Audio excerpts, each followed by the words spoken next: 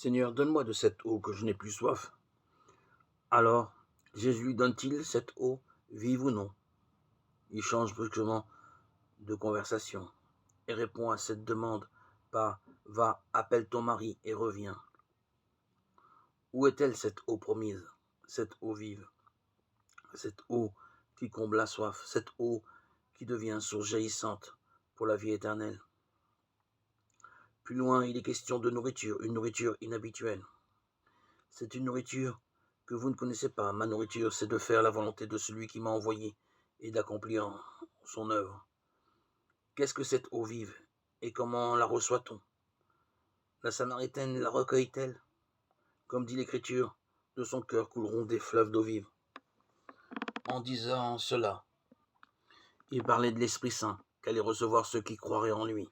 Jean 7, 38, 39. La question se déplace alors. La Samaritaine reçoit-elle l'Esprit Saint ou quelque chose de l'Esprit Saint? Quand il viendra, lui, l'Esprit de vérité, il vous conduira dans la vérité tout entière, annonce Jésus. Jean 16, 13. Tu aurais raison de dire que tu n'as pas de mari. Des maris, tu en as eu 5, et celui que tu as maintenant n'est pas ton mari. Là, tu dis vrai. En faisant la vérité, la Samaritaine, sans le savoir, boit l'eau vive. Elle accueille la lumière de l'Esprit.